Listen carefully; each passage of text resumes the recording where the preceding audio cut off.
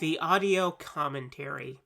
It's a dying art form, but here at One Track Mind, I, your wonky yet affable host Ryan Luis Rodriguez, analyze film through the prism of these embryonic forms of podcasting, one audio commentary at a time. Masterpieces, crapster pieces, live action, animation, cult classics, films literally no one has ever heard of. No track is too small, and no track is too big. Join me and my guests from the entertainment world as we keep these features alive every other Tuesday. Hey, who else is going to discuss Bill and Ted's Bogus Journey one week and Citizen Kane the next? Us, that's who. Sure, you have to put up with my voice, but there's a certain give and take in this industry. That's One Track Mind, part of the Someone's Favorite Productions family and available wherever you get your podcasts.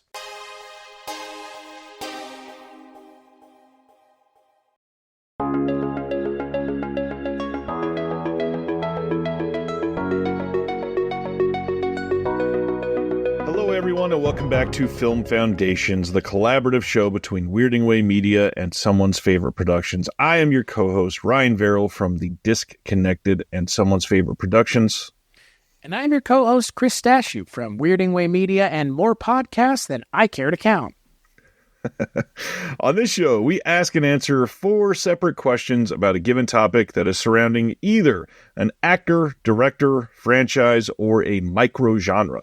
Our job is to entice you to broaden your horizons on film, to encourage you to travel down film tangents, and for you to sit next to us as we drive down side roads that you may never have traveled down before otherwise. We have no guest again today. It is just the two of us talking about somebody that is near and dear to my heart specifically. We are covering the animation specifically director, even though he's done a little bit of dabbling in some live action and a couple of his things. We're talking about Mr. Don Bluth. Chris, welcome. And Don Bluth, and any history with Don Bluth before I break him down for everybody? So, like you mentioned, this is an episode that you picked the topic on. I picked the topic on one of the episodes that we did recently, which was the Alien franchise. And I now kind of know how you felt sitting here being like, I've seen one thing. You didn't see just one thing on the Alien. It was a couple, but on this, people are going to roast me, and I can say I've seen 2, but I can say I've even seen 3, technically, probably even 4. But the one that sticks out to me, the thing that is genuinely the thing when I think of Don Bluth, and I don't know how anybody else feels about it. Ryan always gets a kick out of it whenever I tell him what it is. The Don Bluth directed Rockadoodle, which is just like it's if you haven't seen it, it's fucking wild. It's based off of an Edmund Rostand play, and I won't talk too much about it now because it's going to come up later, but it continues with what I assumed Don Bluth was doing, and doing a little bit of research about him prior to doing this episode. Rockadoodle makes perfect sense as to why he did it. It's kind of within his wheelhouse of the kinds of things he was doing, but that for me is it. I wish I could say Land Before Time. I kind of wish I could say literally anything else. Maybe not a Troll in Central Park for a number of reasons. But in terms of what I have seen and can somewhat remember, Rockadoodle is the first. Troll in Central Park, I do have an episode on it on the Culture Cast, so you can go listen to that. But again, it was like so long ago. The show was different. I don't really remember. Tiny AE is something that I've seen a couple times. I don't remember much about it. But then the thing that will stick out for me, and I always forget that he's the one who directed it, and I think we'll talk about it a lot more, but Anastasia is the one that really sticks out for me. So I have a small history with Don Bluth. I'll take this opportunity to mention I've played more video games of his stuff than I have watched his movies. Dragon's Lair and Space Ace are amazing. Are they great video games? No. Did it show what video games could be if you weren't doing the same thing everybody else is doing? Yes. I mean, it's more exciting and interesting because of what it was, not necessarily how well it was executed. So I find Don Bluth to be someone who I would want to and like to watch more of his films. So I am waiting with open ears and an open mind to hear all about Don Bluth, because I myself am like the audience on this episode, which is I am here to learn. I'm excited to be the ambassador here. I spent a long while preparing for this in 2023. I was a guest with my co-host of the Incinerator podcast, Mr. Billy Ray Bruton, on the Directors Club podcast, and we covered all of Don Bluth. And I had the honor and great fortune of rewatching just about all of these with my kids for the first time. Nice. I think they had seen one of them prior, maybe two. Rocket Doodle, we obviously we watched most of them together this time. I think there was one or two that I watched while I worked, but other than that, it was great to catch up with them with my kids. And now, man, there's so many details that I could easily just sit here and talk about for a long time. But really, the important things for those that have never watched any of his movies are what I'm going to share. So first off, Don was born in Texas, and he was fascinated with Disney as a kid. He was from a Mormon family. I think his father or grandfather was like big in the Mormon church. Even so much so, I think one of them is related to Mitt Romney somehow. But past that, Bluth eventually went to BYU after his family moved to Utah. And then shortly after that, he went to work for Disney for the first time. He got hired in 1955 or 57, I believe it was. Did a little bit of work on a little movie called Sleeping Beauty. He found it a little bit boring, funny enough. And then he left and went on a mission for the church, of course. He was gone for 2.5 years, somewhere in, I think it was like South America that he went on this big, like 2.5 year mission with. But he came back after this mission, went to college, earned a degree from BYU. And then after this, he eventually started working with some other studios, all finally leading to him coming back full-time to Disney around 1970, 1971. From then, he started working on some of their bigger projects like Robin Hood. He worked on Winnie the Pooh and Tigger 2. He worked on The Rescuers. He was directing animators alongside a whole bunch of the people that had been with Disney for a long time. He started working on stuff for Pete's Dragon. And then in 1978, he started to step away a little bit. He was working on a short for Disney and on the side, kind of working on his own short. This short is called Banjo the Woodpile Cat, and I believe you can find that online to stream right now. I watched it last year as part of this. It's not bad, but it's not great. It's very short and not a lot happens, and you can catch some of the emotion that is found in some of Bluth's films in the short, but he clearly didn't have like his set style yet. So after this, as he was, starting to pull away a little bit, he started working on Fox and the Hound with Disney, and then furthermore started getting kind of fed up with the situation that was happening and went away from Disney. In 1979, I believe it was 79 or 80, he left and took a whole bunch of Disney animators with him, and they made Don Bluth Productions, his own animation studio, which, first off, super ballsy to just steal a bunch of animators from Disney to go make your own studio when you originally called working for Disney a boring job. Love that, especially because he was fascinated with them as a kid and just grew up and took on this life of its own. And then he started working on his own stuff. The first film that they put out is a big one, of course, 1982's The Secret of NIMH. After this, he started spending some time working with Steven Spielberg. They did some co-productions for An American Tail and The Land Before Time. He followed those two up with All Dogs Go to Heaven in 1989.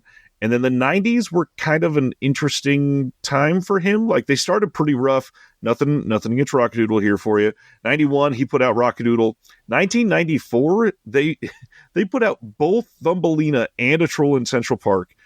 Follow that up with the pretty, uneven film, The Pebble and the Penguin. And then they follow that up with 1997's Anastasia, which I will say now, as we're talking about this tonight, Anastasia is my favorite of his films. This movie is a masterpiece, I think.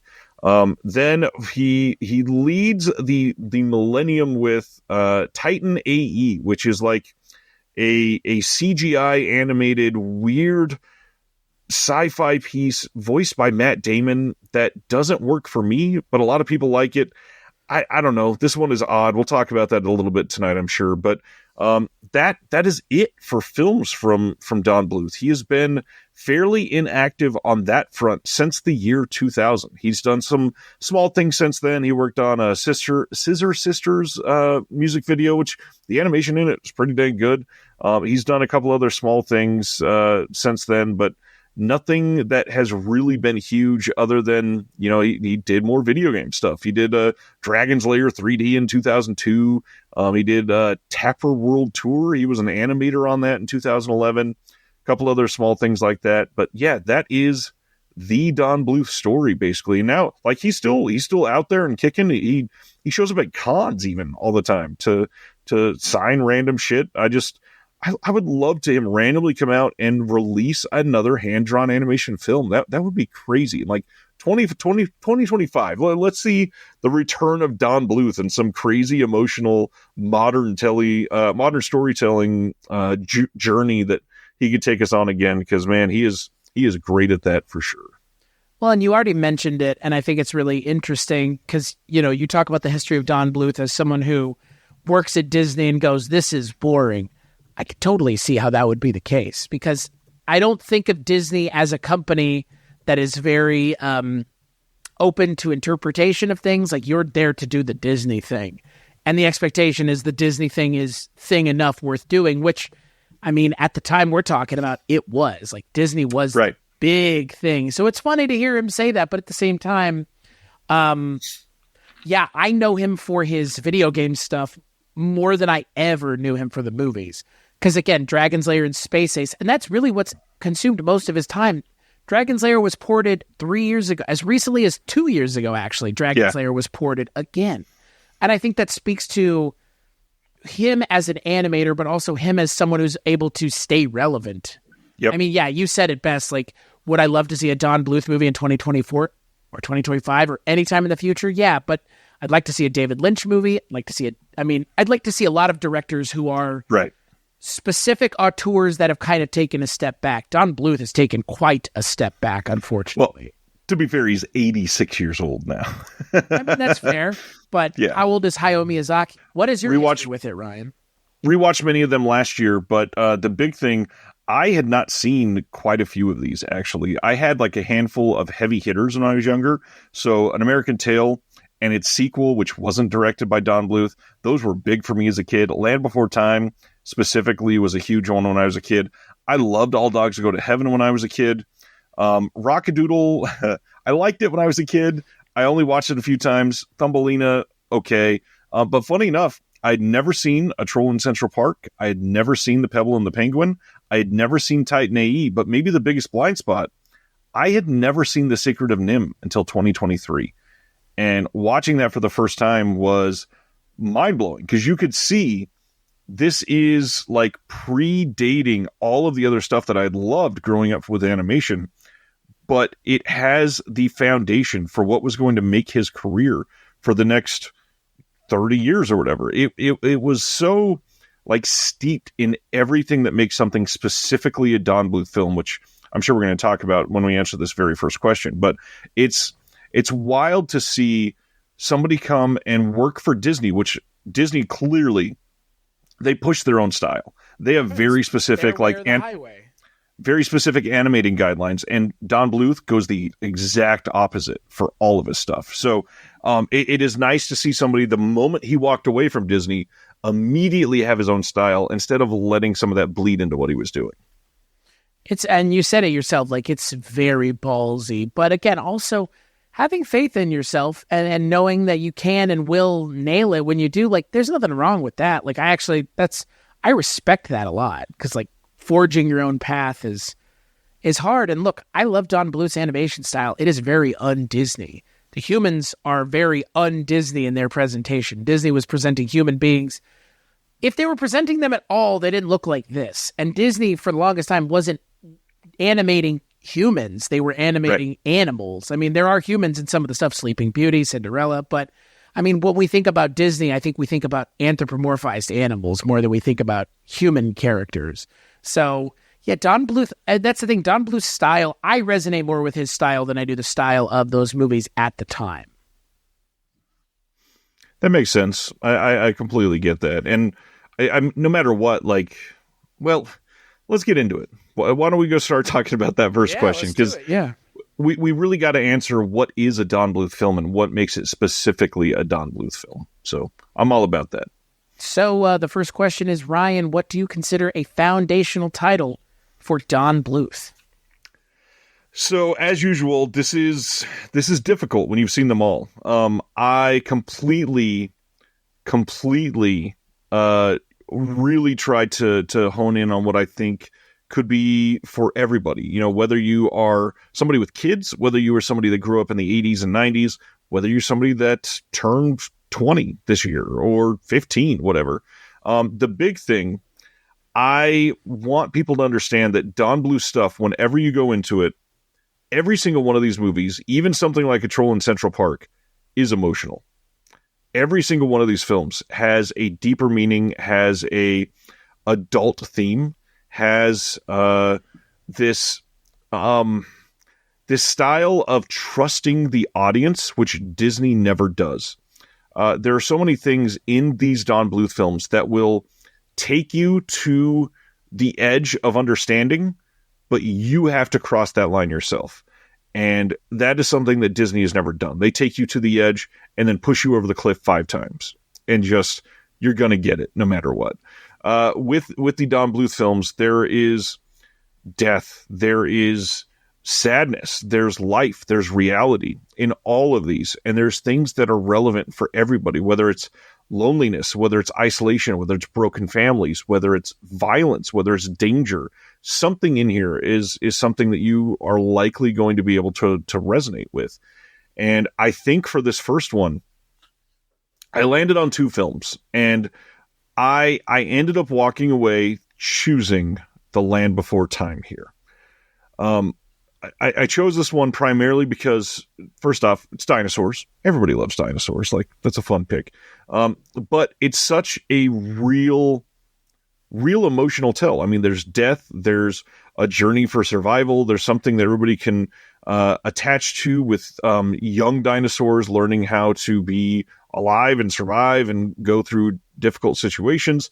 But it's one that also had this long-running franchise, has nothing to do with the first film, really, but it's something that most people will have understood through the zeitgeist at some point, and it's a masterpiece. I mean, this movie is so well drawn and so well written, and then beyond that, honestly, Don Bluth didn't write this one even, but it's directed superbly as an animated film. That it's one that if you've never seen any of these movies, I don't know that you can do better than The Land Before Time, considering what the film is about. And for anybody that hasn't seen it, it's literally just a story about a family of dinosaurs that need to survive. And they are trying to go on a journey to find where they can survive, essentially.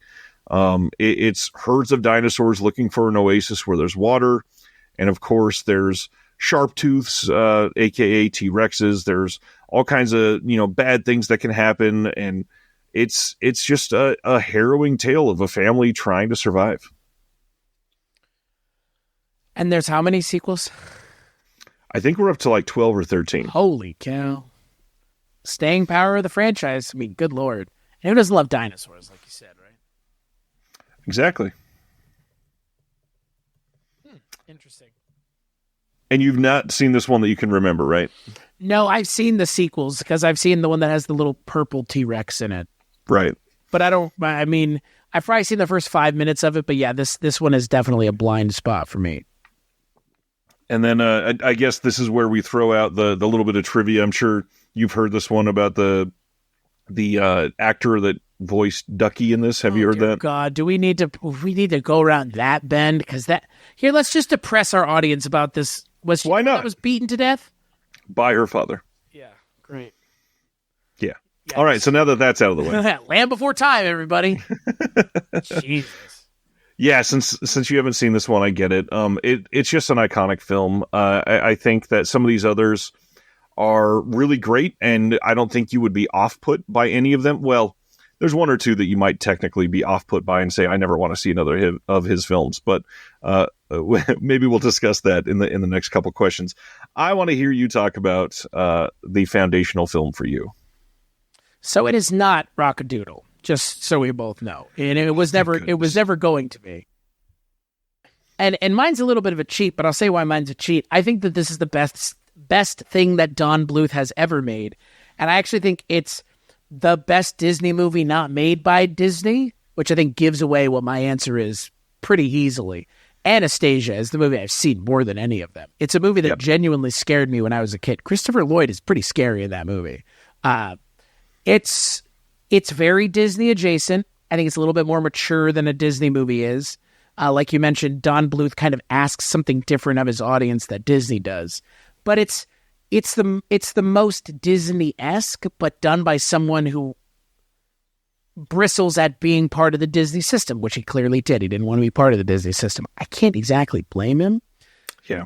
But Anastasia is, for me, I mean, like, that's the pinnacle of Don Bluth. Like, that's his best movie.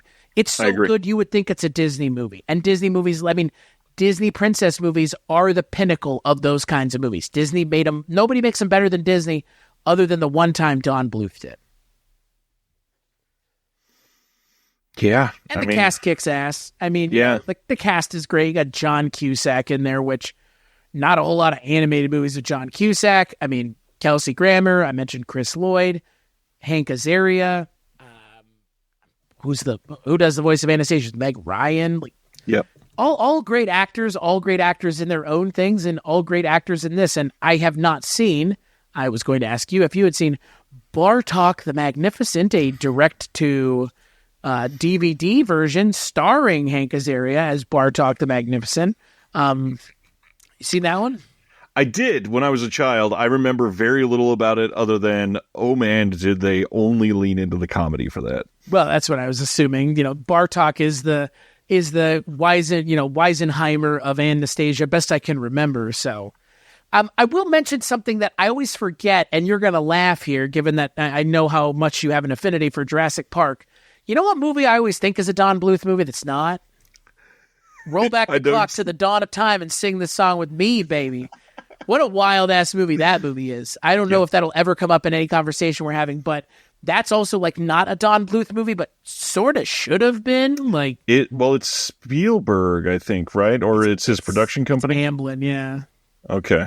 Well, it was because Steven Spielberg made Jurassic Park. They were like, you're the dino guy now. No, right. Well, the hard part, even more so where it blends, is Spielberg produced Land Before Time and American Tail with Don Bluth, and then they separated, and Spielberg went, no, I'm not done with dinosaurs. Right. I'm going to go do another dinosaur thing, but We're Back is a movie that is not as well received as Land Before Time. Not at all. Not at all. And look, I love We're Back. I mean, it's fun, yeah. It's a weird movie, but it's maybe too weird for Don Bluth, I think, is maybe. Like, Don Bluth stuff is weird, but it's very much grounded in, like, somewhat a reality. Like, that's sci-fi and dinosaurs eating stuff that makes their brain grow. It's, like, all over the place. We're Back feels like Oliver's Company, but with dinosaurs. It's a fucking nutsoid-ass movie. Like, a guy with screws for eyes who gets eaten by all of his crows at the end of the movie is not something that children that were my age should be seeing. Like, that was a lot. I'm just saying. And to be fair, the answer I didn't answer, but it may be the answer to the next thing, like, similarly, a movie that's, like, surprising is for children. So, almost Don Bluth is like, I'm surprised you made these movies for kids, because I don't think they're for kids. I think Disney's are for kids, but I think Don Bluth, his expectations are not children are watching his movies. And if they are, they're not appreciating them to their fullest. Right. So before we go to the next question, I did want to talk about Anastasia myself for a moment, and I really want to say why this is not my choice. So the big thing, I mentioned Don Bluth films are emotional, they are deep, and all that stuff. We really got to talk about the animation itself for a minute. So the entire time that Don Bluth has been animating, there are certain key points that set his animated films apart from anyone else. One is the fact that he shoots not 3D animation, but he shoots in a way where he takes the camera and swirls around the subject that he is animating. And so it looks like somebody's taking literally like a drone shot of something. And the best examples of this specifically are in Anastasia.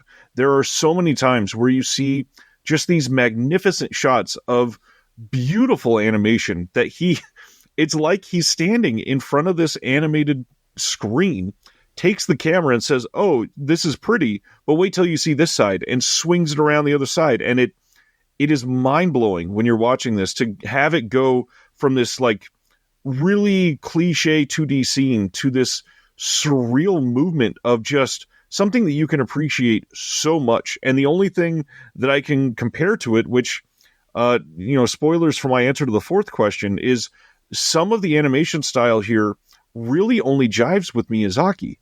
There's not stuff like that in other Disney films here. And it's just a clear indication of he is thinking so much further about these films than we get on most Disney films, which are the most popular animated films, of course. Couple other things that I won't talk about as long, but one of the things that he does really well with animations is with the colors, but not just the specific colors.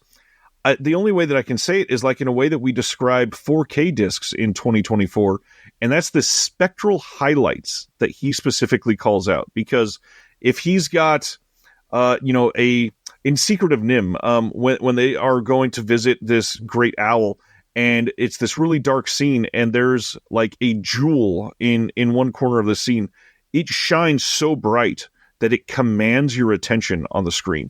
And not just because it's overtaking everything, but because it sparkles and twinkles and calls you in to look at it. It's so odd because Disney stuff is pretty. We all grew up on that and stuff. They never focused on the colors like this. It's never called out in a way that makes you go, damn, how did he bring out those specific colors like this? And he does it in literally almost every single one of his movies. It's incredible the way he's done that. In Pebble and the Penguin even, which is like, in my opinion, probably his worst film.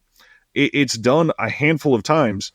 And You're saying that with a movie called A Troll in Central Park and that filmography as well? That's shocking. I will stand by it. Pebble and the Penguin is disjointed beyond belief. I will agree with you there. But Troll in Central Park, some choices were made there that feel like hard choices to defend.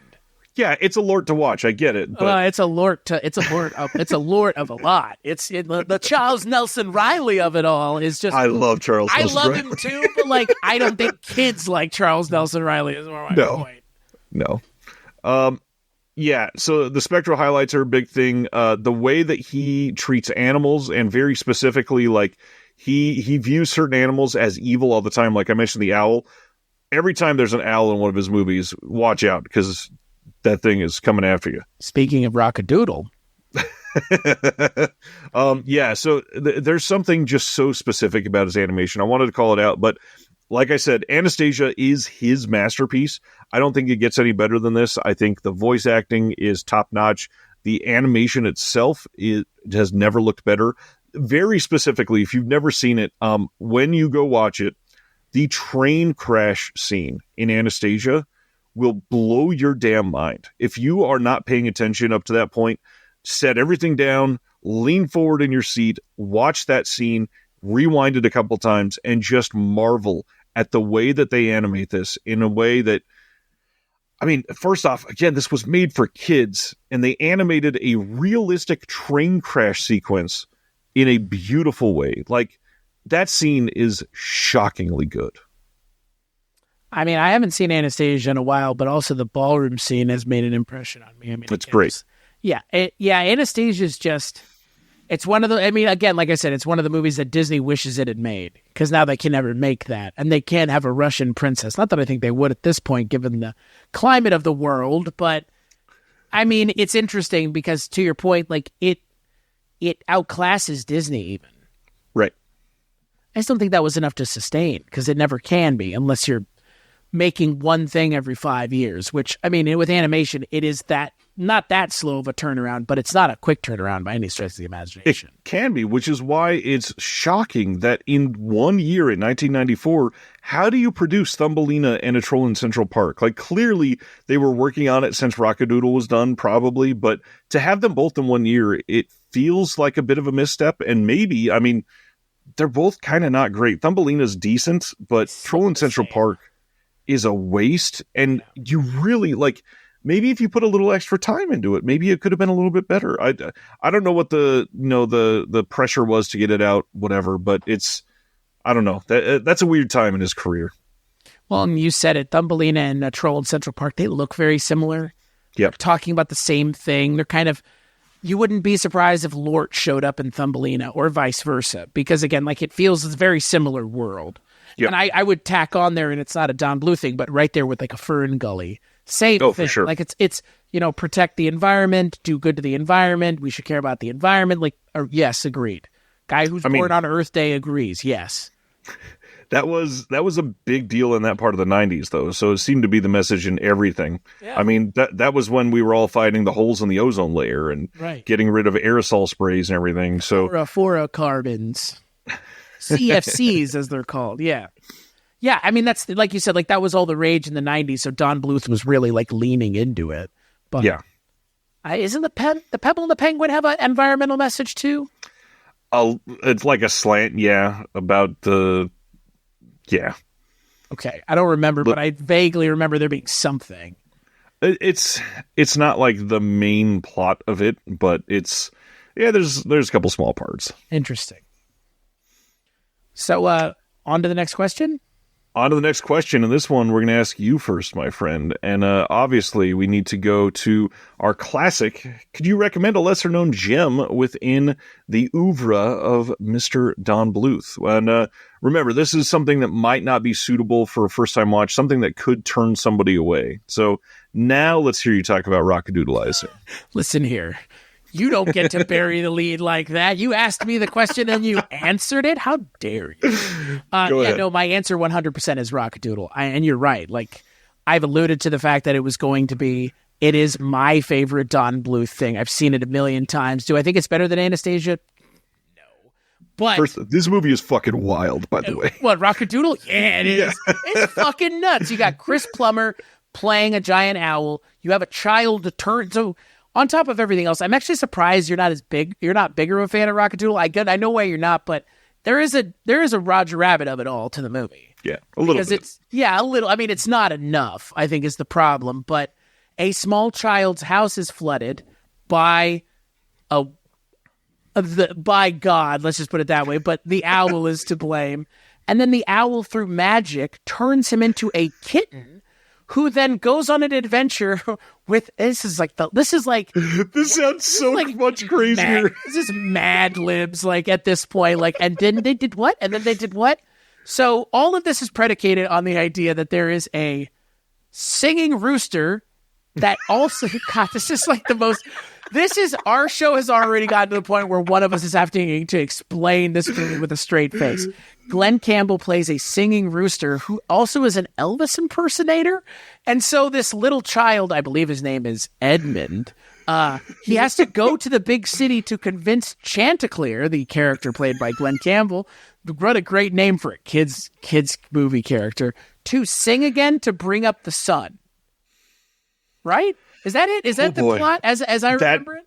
That's the entire plot. However, you are missing the giant part of it, is that this is the film that starts live action. Right. Well, that's the thing. I mean, like I kind of mentioned, like there's the Roger Rabbit of it all. Like the beginning, 10 minutes of the movie are live action? I don't even think it's full 10 minutes. It's probably like 6 or 7. Yeah, and then the end of the movie goes back to live action. It's very Wizard of Oz. I mean, imagine if instead of in Wizard of Oz, she went to a land where it's Technicolor, the kid goes to a land where he's animated as a cat. As a small cat. Yeah, and oh, by the way, and not only have we mentioned, obviously, Glenn Campbell's in there, Chris Plummer plays the Grand Duke of Owls, Ellen Greene is Goldie, I mean, you have Eddie Deezen, I mean, you have a lot of, you also have Charles Nelson Riley, you got plenty of people who have been in other things doing voices, but to your point, not the starting place for a lot of people, because if you can't tell, it's fucking insane. Like, genuinely, it's like we're back as far as I'm concerned. Like, who the fuck was on cocaine when they came up with this? Because it's just like, and this, and this, and then this, and this too. And it's like, when did we stop at the Glenn Campbell Elvis, the Glenn Campbell Elvis singing? Because, oh, by the way, the original play has nothing to do with Elvis. Right. At all. Actually, the play, as it were, I don't think is even remotely adapted by the movie. I think the name of the character in the movie Chanticleer is the name of that play. But it is a weird movie. It is a scary at times movie. And look, Chris Plummer doing the voice of an owl is pretty great. I mean, Glenn Campbell, it's like the only animated thing I could think he's in, and he's essentially just playing himself as a rooster, which is, again, bizarre. You know, it's such an odd sentence. Kids' favorite, Glenn Campbell. Like, again, and that's why I think I agree with you wholeheartedly. Like, Don Bluth was never for kids. Like, no kid is going to be like, Chris Plummer and Glenn Campbell, sign me up. Like, yeah, right. Kids don't give a shit who voices their characters. They don't even want to meet the people that voice the characters. They want to meet the character. That's how this works. Jim Cummings, who's in Chanticleer, who does some singing, on Cameo right now, you can pay like $300, and he'll just have a Winnie the Pooh stuffed animal sitting there on screen, and he's off camera doing the voice. Like, easiest $300 this man's ever made. But that's my point. Like, I don't think Glenn Campbell ever did anything else that was animated. If he did, it's not as high profile as this, similarly Chris Plummer. And that's, I mean, the cast is weird. The subject material is weird. It's like an Elvis thing too, which is weird. If you're into weird stuff, particularly things made of a certain time and place, Rock-a-Doodle is your movie, because it is about as weird as Don Bluth will ever get, as far as I'm concerned. Most things Don Bluth does are rather straightforward. This movie is, like you said, it's a lot. It's all over the place. And when it works, it works. And when it doesn't, it really doesn't. It's true. This movie is fun to watch. It is not what I would qualify as a great movie.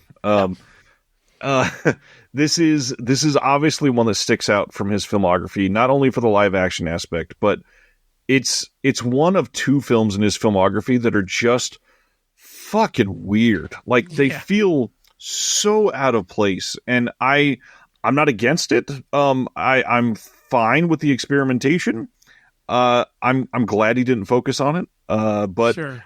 It's it was an odd time in his career, and that's probably what led to that period in the 90s, because with the two like off the wall batshit movies, you follow that up with this weird like treading water period in the early 90s, and then he comes out with Anastasia. And so I feel like, I don't know, I feel like he was building up towards Anastasia for so long. It came out, and then all of his creative juice was gone, and all he had left was, well, let's try sci-fi with Titan AE, and it doesn't work. But this is such an odd filmography. But yeah, this and the one before it, just batshit films. And that's, I mean, we'll get right to it since I'm already alluding to it. My pick is the other batshit movie in his filmography, which I got to be honest, I don't love.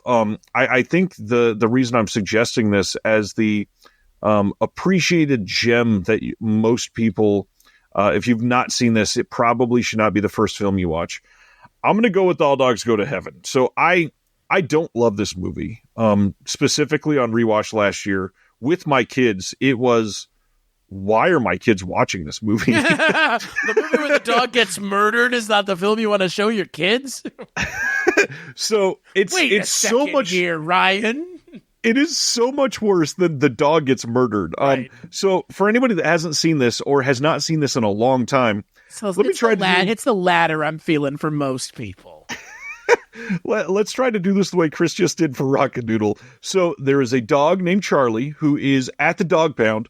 He escapes because he was going to be put down, and he escapes with his friend Itchy, and they go back to their casino riverboat in New Orleans, which Charlie recently was running this himself with his business partner, Carface. This already is weird. So they are trying to save money and not have Charlie cut in on the profits. Carface is saying that he is going to have Charlie taken care of. So he gets him sent to the pound. And then on top of that, he persuades Charlie to leave town with his money and just be done with it so that he can keep making money off of the casino. So weird. Charlie says, you know what? Fine, I'll leave. But that night, he is drunk. And during Mardi Gras, he is pushed down a hill and killed by a car because Carface had his assistant killer kill him. When this happens, Charlie literally goes to heaven and interacts with an angel where Charlie steals a gold pocket watch that represents his life winding back. And then he gets sent back to Earth and gets told, if you die again, you will not come back to heaven, and you will have to go literally to hell. So they go back to Earth, and he finds Itchy again. Some more here? That's like the first third, my friend. Oh, God. He gets back to Earth, and he finds his friend Itchy and says, hey, I'm not dead anymore. Look at me. And they find later on that they find this girl that Carface has kidnapped, a human girl, because she can talk to animals. And they are using that because it's helpful when betting on horse races. Oh, of course, as one does. So they're going... The fuck is going on here, man? Itchy, Charlie, and this girl are going to horse races the next day, and they end up stealing the wallet from a family and understand that they are literally just orphans, essentially. They're not with anybody. It's a child and two dogs, one of them named Itchy, at a horse race. And one of them undead, by the way. One of them's literally fucking the undead live again. Like... So they're at this horse race. Somebody, Charlie steals the wallet, and things just start to go off the rails. Like that wasn't off the rails yet. The child named Anne-Marie, she gets mad at Charlie for stealing the wallet. She understands that she was being used for all this, and she grows up very quickly and starts to fight it. It gets real bad. I'm not going to go into every single plot point, but there's literally a hell cinematic in this movie. A lake of fire hell cinematic in All Dogs Go to Heaven. And so all of that being said tonight, it is a singular weird animated movie. By the way, didn't even mention the cast in this yet. Our main character Charlie is voiced by none other than Burt Reynolds, who literally sings in this movie. We don't get Charles Nelson Reilly, but we do, Charles Nelson Reilly is in this smaller part. But the bigger one, Dom DeLuise plays a really big part in this one, of course. With Burt Reynolds, of course. With Burt Reynolds, of course. Yeah, fits right in. This is an oddly voiced movie. It's an oddly cast movie. The animation is pretty, but again, not a child's movie in the least bit. And yet we all watched this when we were like 6 years old, and we're like, ha ha ha, the dogs are in hell. Ha ha ha. Like, that is so fucking weird, first of all. But now, let me turn it a little more sinister and odd. Thinking about this in a 2024 lens, Don Bluth, from a very Mormon family, is telling a heaven and hell story about animals directed towards kids. Kind of like optics in that aren't great. Fear-mongering them into making different choices. That feels weird to me. That being said, as a curio piece, this movie has to be seen to be believed. Like, I remembered watching this many, many times as a kid, and watching this as an adult when I hadn't seen it in 25 plus years was just what the fuck after what the fuck. This movie is insanity. Yeah, I've never seen it, but it sounds essentially like Rockadoodle. Just like, hey, we got all this time, and we got all this money, and we got this weird fucking idea. Hey, and who can we get? Oh, Burt Reynolds, Vic Tayback of all people, for fuck's sake. Like, we'll get Burt Reynolds to sing. Yeah, I mean, Vic Tayback's in it. God. And then, oh, by the way, and I think it kind of bears repeating given that we've talked already about movies made after the originals come out. There's a All Dogs Go to Heaven 2. And you know who they replaced Burt Reynolds with? I don't remember this. Charlie fucking Sheen. Which honestly feels like a completely different movie that now I want to watch as well. I mean, that's properly cast. Yeah, boy, it sure is. And not only is it Charlie Sheen who's recast, but Vic Tayback is recast as well. His character, the Carface character, is played by Ernest Borgnine in the sequel. Which odd. It's just so insane.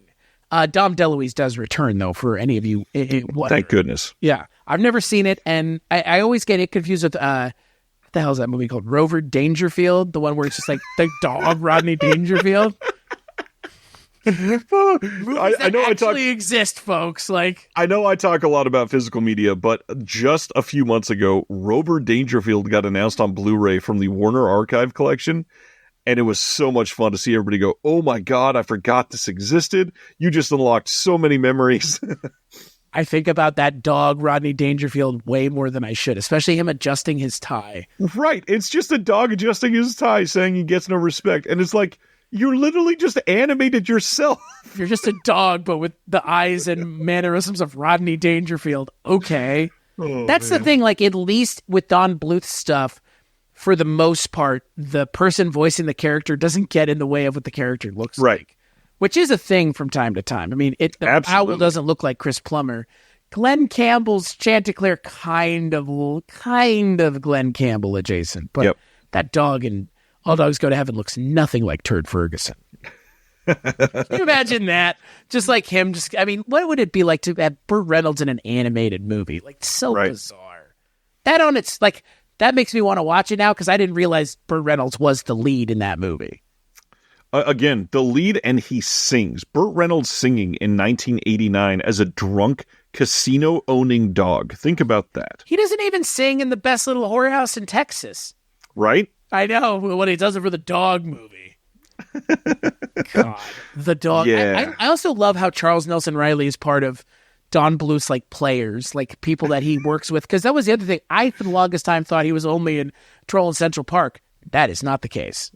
Nope. He was there for like 5 or 6 in a row, I think. Yeah. But I mean, it's a Troll in Central Park that, and I guess also Dom DeLuise, right? Because isn't he the voice? Handful, yeah. Isn't he the voice of the troll in A Troll in Central Park? I think he's the voice of Stanley, the horribly designed troll in that movie. It's pretty bad. That hair is just. Yeah, you know what? I do want to mention this. Like, we never really drag stuff on the show, and we shouldn't, but I want to mention here, A Troll in Central Park deserves to be mentioned and how fucking weird it is. If the title alone isn't enough, it is literally a troll that literally lives in Central Park, voiced by Dom DeLuise. Under a bridge, of course. And he's got, like, just, his character design is awful. That's the only word I could use. It's just, like, off-putting. This is our hero, and he looks like just awful. It's not great. I mean, I've seen it more recently than I've seen any other stuff, but still very forgettable. Other than, again, Dom DeLuise is this hideous to look at Stanley the Troll. So I don't want to drag my wife here, but leading up to the Don Bluth watch-along last year, she was excited because I had never seen A Troll in Central Park. And she was like, this was my Don Bluth movie as a kid. I loved this. I put this on, and after 10 minutes, I did the, like, full mouth open, teeth baring, looking at her going, this was your favorite? Yeah, that movie, not good. The weird conceits in that movie with, like, the growing flowers, and God, that movie. I don't even know how to. Man, he makes some choices, that's for sure. Yeah, and that I mean, honestly, that's a really great takeaway. His stuff is so unique, and it stands alone from everything else around that time. Yeah, I have not seen anything like A Troll in Central Park since that movie came out. It is uniquely its own thing. And we live in a time now where, like, hand-drawn animation is not really a thing. It's all CGI. I mean, I don't know how many Space Chimps movies there are, but there's more than one. I know that. Or Chimps in Space or whatever that movie's called. But I can't tell you how many animated movies just come out that have, like, random, somewhat big actors in it. It's like a movie about a snowman, and the snowman's voiced by, like, John Heder, or some weird ass shit like that. Like the Pinocchio movie that has Pauly Shore doing the voice of Pinocchio. What in God's name? What did I stumble into here? But Don Bluth was, like, ahead of it as far as I'm concerned. Like, Disney, it took a while for Disney to get, like, prestige actors doing voices in their stuff. At least, like, the level of, like, A-list talent. I mean, I'm not saying people that did Disney voices weren't, but they're A-list in a different way, like Thurl Ravenscroft, all those kinds of people, like the voice actors for Disney.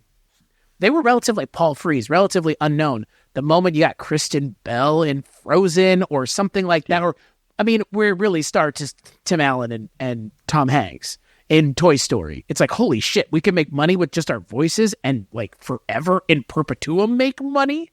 But Don Bluth was doing it first. I got to give him there's another piece of credit that goes to him. It's like he was doing the celebrities as dogs first, or, you know, whatever the fuck you want about troll, a dog's partner that kills people, apparently.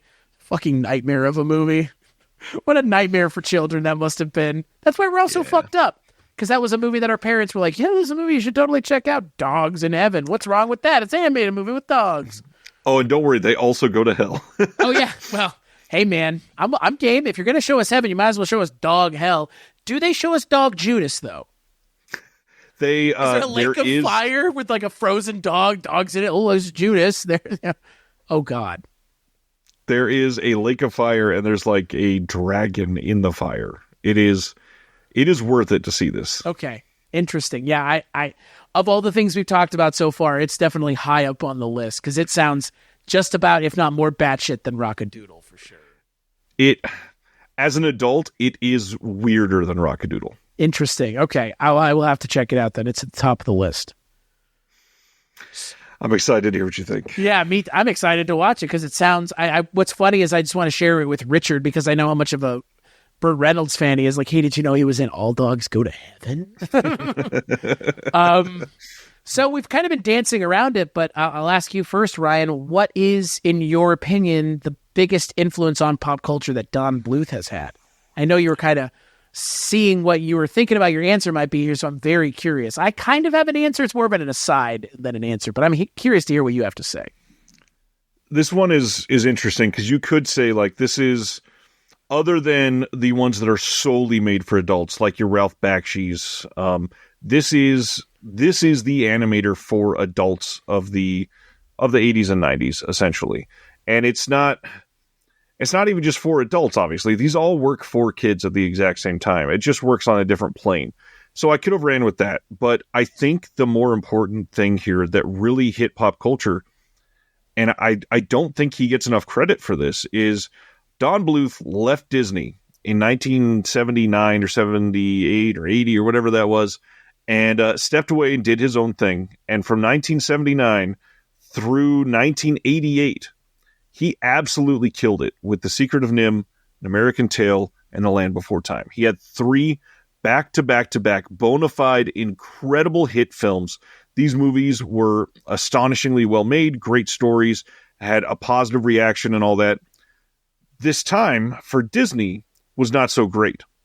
I think the biggest impact on pop culture is, I think Don Bluth led to Disney going into their golden period, which started in 1989 with The Little Mermaid. And then, of course, after The Little Mermaid, which was incredible, we follow that up with the big ones, Beauty and the Beast, Aladdin, The Lion King, Pocahontas. They started going in with Toy Story, of course, Hunchback of Notre Dame, Hercules, Mulan, Tarzan. This whole era of the 90s and the late 80s for Disney will be looked on as probably the greatest decade of animated films from one production company ever. And they deserve it. Of hand-drawn animation, for sure. They deserve it. It's looked back on as a very specific era of Disney animation. But without Don Bluth walking away and kicking them in the ass by doing great on his own, I don't know that we get the quality that we get from them in the late 80s and 90s. These movies are foundational films on their own. I mean, any of those you can take away and say, in its moment, it was the biggest movie in the world. More people had seen it than anything else for months to come after it comes out. There are literally millions of kids that will look back on that and be able to recite it 20 years later, every single thing, word for word, no matter which of those movies you're talking about. And it is just...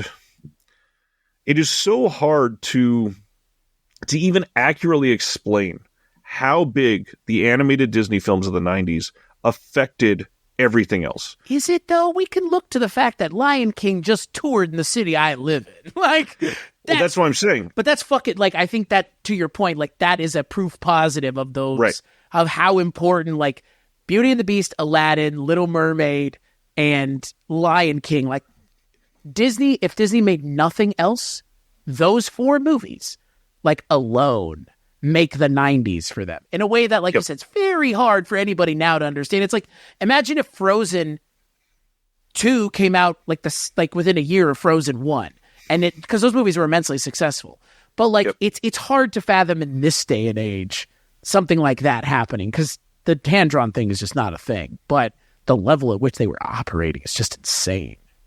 Yeah, it's insanity to look back on that period of animation and say, without Don Bluth leaving, what would Disney have done?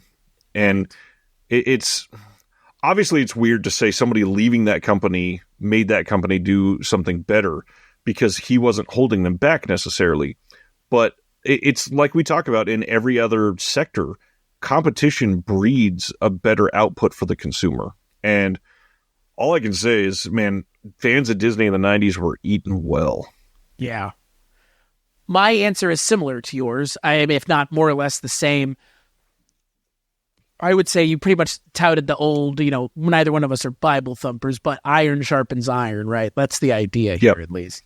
For me, I think, again, I agree with everything you said. My answer is building on your answer a little bit more, which is Don Bluth gave Disney somebody to chase.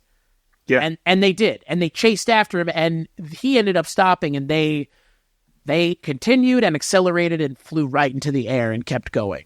I mean, Don Bluth didn't. Don Bluth kind of stopped, and there are probably numerous reasons as to why. Again, we've talked about the fact that he's older now. I mean, even 20 years ago, he would have been an older guy then. Yep. But at the same time, like, it's just one guy and his production company. Disney has the resources of Disney. I mean, right. Imagine if we could have a conversation with ourselves in the 90s about what Disney is now. Like, to call Disney is just a thing now. Disney is Marvel and Fox and and we could name all the things, right? But Don Bluth gave that Disney, that was the animation company and the theme park folks, he gave them something to chase, which was somebody who actually made movies as good as their movies, if not, in Anastasia's case, I think better. I think he did the princess thing better, one little tick better, which is actually giving us a villain that matters in those movies. And yeah, I mean, Don Bluth made Disney better by giving them a set of films, a set of ideas, and a work ethic that Disney had to match and exceed to create, again, modern film masterpieces. I mean, Beauty and the Beast is, I don't know if anybody's seen it recently, but it's kind of a perfect movie. And Little Mermaid is too. And look, I don't actually like Lion King. You know why? Because I've seen it a million fucking times. That's why. Because for some of us, it was as ubiquitous as breathing in the 90s to hear Lion King, or play the Lion King video game, or go see Lion King on stage, or and it was like Don Bluth similarly. Fievel Goes West is the sequel. There are sequels to a lot of Don Bluth's movies. We've alluded to it already. All Dogs Go to Heaven 2. There's a sequel to Secrets of NIMH, isn't there? Like a direct, I think so. Direct to video. I mean, a lot of these are direct to video that have very little Don Bluth involvement. All Dogs Go to Heaven 2, I believe, is in that camp. But yeah, when you're upstaging the company, you're doing something right. So I'm with you. That I think is not only the correct answer. I think it's an answer that's like nobody's going to get Disney's goat like that anymore. Right. DC tried with the Marvel stuff, copying that. We saw how well that worked. At one point, Disney was the underdog punching from beneath, which is hard to think about now. I'm confused by that sentence. DC tried with the Marvel stuff? Yeah, DC tried to do what Marvel did with the connected universe and stuff. And that's like the most recent idea of like chasing the success of another franchise that I can think of. The same way that Disney was doing that with Don Bluth in the 90s, because they had to, because he was making stuff that Disney was not even thinking about, like serious emotional films. Like, I'm not saying Disney wasn't, but you mentioned it, like the 80s with animation for Disney was kind of a wasteland. Right, but funny enough, like one thing that we could say here is Don Bluth probably inspired a lot of Pixar that we've already talked about on one of these episodes. And then Disney said, oh shit, and we're buying Pixar. And now Disney Pixar is a thing, and that's the only way Disney was going to get that in their camp. They had to pivot. And that's the thing, like you mentioned, the 90s were the second golden age of Disney animated. I'm sure somebody who knows more about the 50s and 60s of Disney would say, oh, well, what about the 50s and 60s? So I'll put that caveat in there. But at the same time, then Disney stops doing animated movies. They do see the 3D animated Toy Story. Because again, that's what people, when people saw Toy Story and realized that could be a thing, that's all anybody wanted. And I don't blame them. But yeah, like Don Bluth's style was never translated to 3D outside of like Dragon's Lair. And some stuff in Titan AE. Titan AE is all 3D CGI, and it's we should probably talk about that for just a second, because you've not seen this one, you said? I saw it a really long time ago, so like I remember bits and pieces. I don't remember it being heavy CGI. It is. It's fairly. It's not good. It's not a good movie. Like, I understand the fact that he was kind of like pushing boundaries the entirety of his career, and so seeing that this was on the horizon and he wanted to lean into it, it was a great shot. Unfortunately, it failed tremendously for him, so he didn't have anything in the tank after that. But it has some decent ideas. It's not a Don Bluth movie. It doesn't feel like it. There's a couple things that you can see, like, oh yeah, I could see how that could be related to what he used to do, but it's not the same. The voice acting is weird. Like Matt Damon is not a good voice actor for an animated movie. Like Team America World Police, he did pretty good. Yeah, because he played himself just to a hyper degree. But right. he's got no charisma in Titan AE. It is the most like milquetoast person you could think to do something like this, and it's. I don't know. I mean, that alone probably could have caused a lot of the problems with this. If they chose a different voice actor, this might have been a very different movie. I was about to say, man, the right voice actor in the lead can make or break your animated movie. And just like you were alluding to earlier, this is one where they chose him because he was the big it boy at the minute with Good Will Hunting and a few other things that he did. Yeah, so it makes sense. I mean, it makes sense why it was made the way that it was, but yeah, that Don Bluth magic seemingly ran out. I want to watch Titan AE now, just to watch it, but at the same time, like as someone who, I mean, again, we're recording video right now. We've done a lot of stuff in video. I'm more comfortable doing stuff on video now, but as someone who spent a lot of time doing audio stuff, when I watch stuff with bad like audio, now I'm talking like the quality of the audio, I'm talking about the voice acting is bad. Shit, that drags me out of the movie immediately. Like you're phoning it in. We recently watched on the Chasing Chevy Chase podcast, Oh Heavenly Dog. It's not an animated movie, but Chevy Chase is doing the monologue for the dog. And I don't know if Chevy Chase was ever on set after the fact when his character died, but it seemed like he was phoning it in, possibly literally. It's like, oh, I am a dog now. It's like, man, like you can't phone it in. Like real voice actors don't phone it in. Like Jim Cummings does not phone it in. Right. John DiMaggio, the guy who does the voice of Bender, doesn't. I mean, think about all the actors on The Simpsons. They've never really phoned it in, which is why they're continuing to be employed. But like we've talked about with other things, just because you're an actor doesn't mean you can sing. Just because you're an actor doesn't mean you can dance. Just because you're an actor doesn't mean you can do any voice other than your own. Those are things that you can learn to broaden your abilities, but like you mentioned, Matt Damon, I don't think he's going to do that. I mean, Matt Damon has the things to be in front of the camera, the good looks, the charm. Putting him as a voice actor kind of takes away what the appeal of Matt Damon is intrinsically to begin with, especially Matt Damon of like, what, early 2000s? Yeah. Peak good-looking young Matt Damon? Yeah. Not a great period. No. Especially not for voice acting. I think almost anybody else could have made this better. I always think about Ronda Rousey doing the voice of Sonya Cage in the most recent video game, Mortal Kombat. Oh my God, what are you thinking? Or Megan Fox being cast again. Like, why? Or, I mean, again, I don't know how you felt about this, but to bring this section to a close again, or maybe to be the bridge to the next question, but I think it's more of a thing that stays here. Don Bluth is effectively, you could make the case, he's the reason Chris Pratt plays Mario.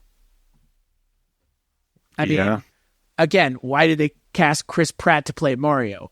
Not because Chris Pratt is Italian, not because he does a good Mario voice, not that he's played a Mario a day in his life. I'm not sure he has. Goombas, but he's Chris Pratt. And Chris Pratt doing Mario is fucking something I want to see. I didn't know I ever wanted to see it. Same with Matt Damon, same with Burt Reynolds. Like, there is a novelty to it that Don Bluth clearly understood. And that is a good thing. And maybe it wasn't the novelty. Maybe he's like, look, these are movies just like anything else. So, of course, I'm going to cast actors who are working, not necessarily just voice actors. So, true that. I guess that leads to our fourth question then, my friend. What's a cinematic bridge to Don Bluth that somebody might want to be walking across? And I'll throw mine out there because I alluded to it earlier. I think the closest thing to Don Bluth is Miyazaki films. The animation style is there, but the bigger thing, they're emotional adult stories that are delivered in a way that can also be delivered for children. They trust the viewer to connect things that you're not going to connect always. They trust you to be able to make decisions about their characters without being force-fed motivations for some of those characters. They're still fantastical and supernatural and scary and well-drawn and all of that, but they are deeper than a princess chasing a boy type stories. Right.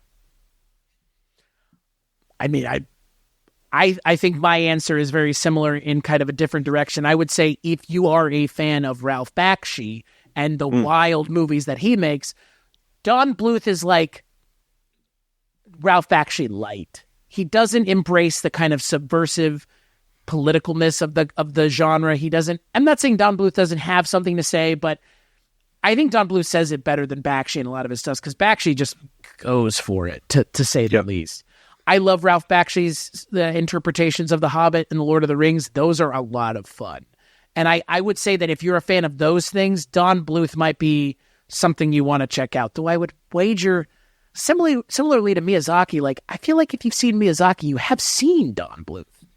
The hard part is Miyazaki, most of it has come after Don Bluth was out of his golden period. Right. So it is quite possible that if you've seen all of Miyazaki, you haven't seen any Don Bluth. On the other hand, if you've seen Bakshi, you've probably seen Don Bluth stuff. And to be fair, I would say the Miyazaki thing is also a great comparison because I would contest Miyazaki movies dubbed in English are a fucking travesty. Specifically, Ponyo. Talk about people that are, I believe Matt Damon's in that movie, I believe, who plays the father, and Tina Fey plays the mom. Howl's Moving Castle has Christian Bale doing the voice. He's awful. He's terrible. It's just like the worst casting possible. He's so stilted and boring. And when I think of these weird novelty casting decisions, Miyazaki's English dubbed versions have that in spades. Like they were casting really big names to be in those movies because of the prestige of the Miyazaki films.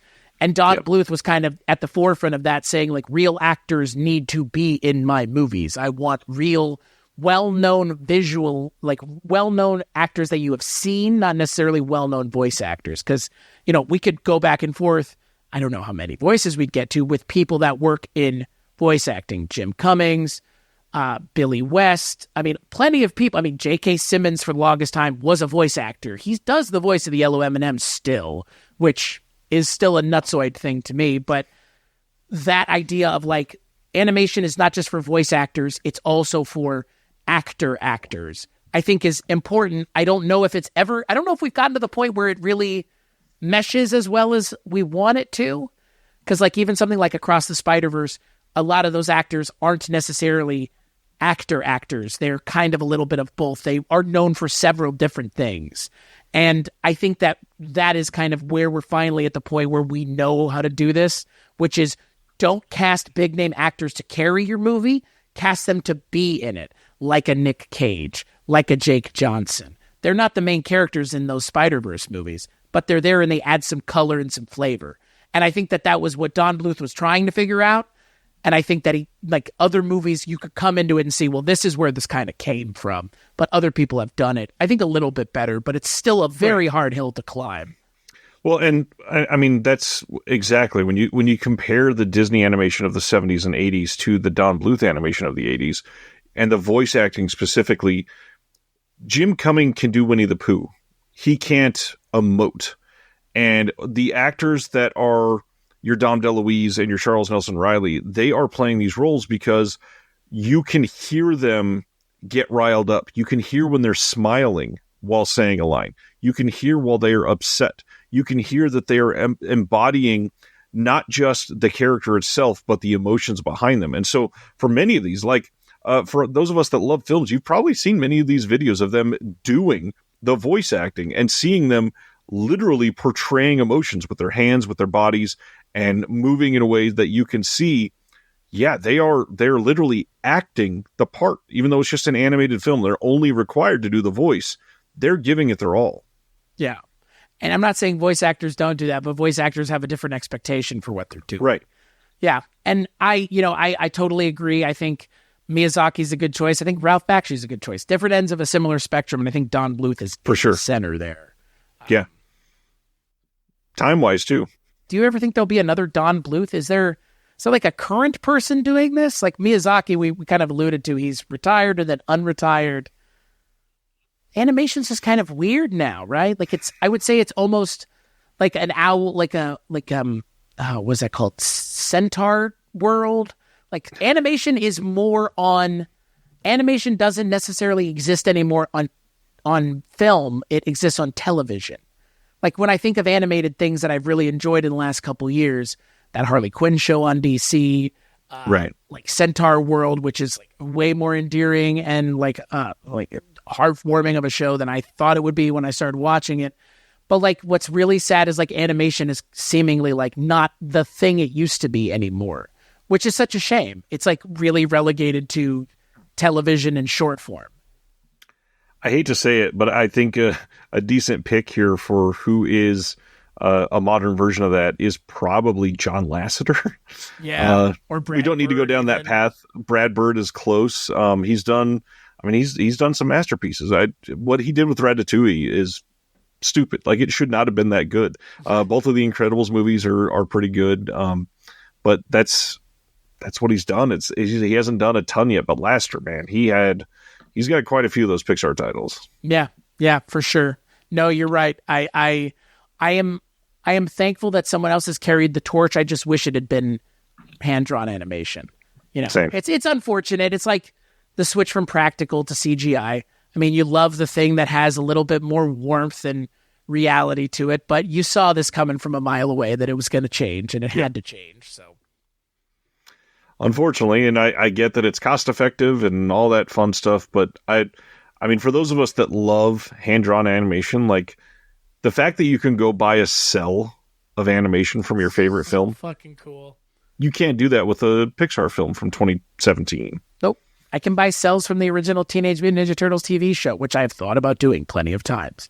And because it's one of my favorite things. So I get it. Like there is something more tangible about hand-drawn than there is CGI Pixar, which again, not drawing away from it. I bawl like a baby at the end of Toy Story 3, just like every other millennial does. But something about hand-drawn animation just smacks different, as they would say. Hits different. Fully agree.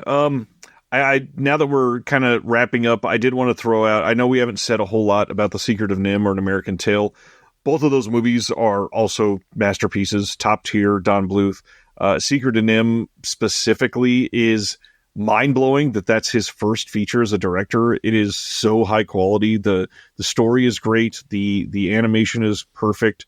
It's emotional. It's a important story. I mean, the fact that NIMH actually stands for something, and you learn that throughout the story and all that. It's an adaptation, of course, but it's told in a way that is very meaningful and works super well as a film.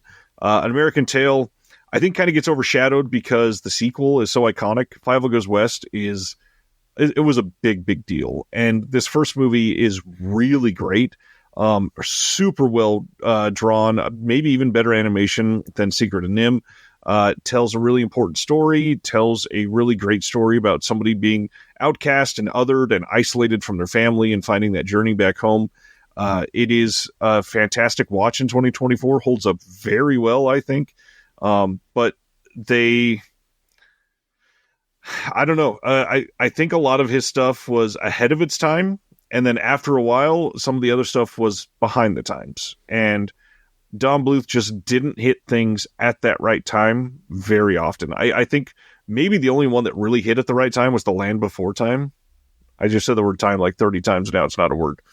But yeah, everything else was like he was too innovative and then took that weird break to do a couple experimental films and then just slept in the early 90s. And it gets super odd. But either way, he is an American pioneer of animation. I absolutely love his output. I think every single one of his films are worth watching. Yes, even a stroll in Central Park. And I think that I love Don Bluth. He's an incredible director. My last bit on all of this is like you've mentioned, like the amount of influence that he has had on things. We go from Spielberg and Don Bluth making American Tail.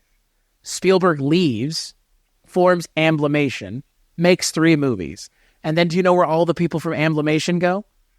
They all go to DreamWorks. They're all hired by DreamWorks when Amblimation is dissolved. So like that for me is like, and then DreamWorks is the company that Disney is chasing with their movies in the 2000s. Because I would concede that and we haven't done that episode yet, and that would be a fun one to do, some DreamWorks animation, because boy, talk about big dick swinging in the 2000s. I mean, there's one movie in particular that is, yes, it's a meme now, but you cannot overstate how important Shrek was when it came out. Like, I mean, and it still holds up to this day. The first Shrek movie is a 5 out of 5 film. It is a perfect movie for sure. And again, there's only one other DreamWorks movie that I would put up in that tier, I think. Interesting. Yeah, I mean, I think that might be a next logical step if we want to continue kind of how animation is changed and where it goes, and if we want to have more discussions about it, because in a lot of ways, Don Bluth leads directly into DreamWorks, and DreamWorks takes the mantle of what Don Bluth was doing and runs with it with computer-generated stuff, which is, we need to give Disney somebody to chase. And I don't know of any movie bigger than fucking Minions, because Minions is a DreamWorks thing, and God, just Despicable Me 10 now or whatever we're on. Like, I mean, again, like, there you go, right? Like, Don Bluth did the thing, and then other people did the thing too, which is stand up to Disney, which at one point it's not as big of a deal as it is now. Let's just put it that way. Now anybody willing to do it is a big deal. But in the 90s, it was like, holy shit, this guy's doing the Disney thing better. All right, can anybody else do it? Oh, these guys who made Balto can? Okay. Amblimation made 3 movies. Think about that on top of everything else. They made Balto, Fievel Goes West, and We're Back, the movie we've talked about a couple times now. Well, before we end this, I will say we've done Pixar, we've done Don Bluth. You mentioned Despicable Me as a DreamWorks title. It's not. It's actually an Illumination title. So is that not Dream? Well, it's Universal. Right. Oh, right. So then it actually goes Disney, Pixar, DreamWorks, Disney again for a little bit, and now Illumination. Wow. So I think now we have to do an Illumination episode, a DreamWorks episode, a Bakshi episode, and then we probably should do a different episode for each of the eras of Disney animation. Yeah. I was going to say, like, I don't think there's any way to cover Disney in one episode.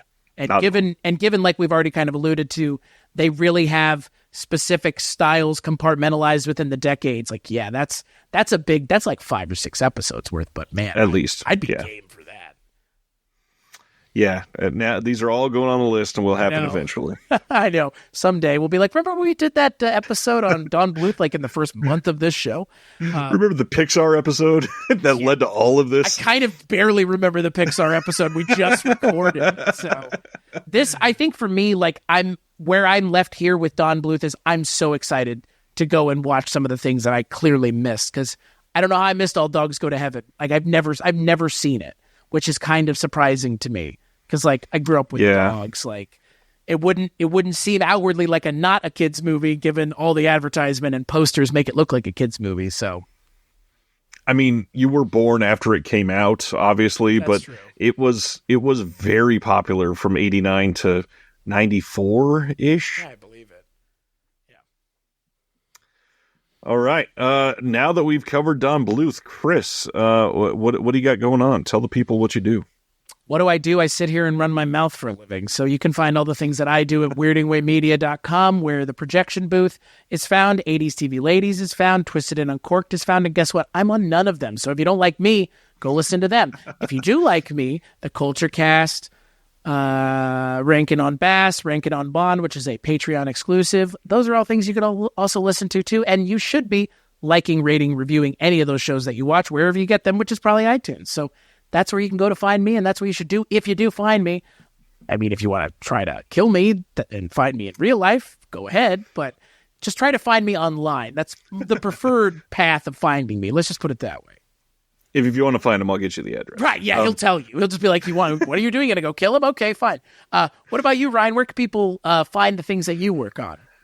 Everywhere under the Disconnected and Someone's Favorite Productions. Just like Chris, there's a podcast network out there called the Someone's Favorite Productions Podcast Network. There's a lot of great shows on it. I hope you go subscribe to all of them, especially if you're a fan of physical media. A lot of the shows fall into that type of focus. Beyond that, you can find Someone's Favorite Productions extras on some recently announced films for physical media. Hope you check those out. And man, great interview coming up on the YouTube channel for Disconnected next Monday. Go check it out. And I think that's all we got for this episode and for the next one. We hope you check out our next episode and that you continue to push the boundaries of your interest in some of this weirdo animation.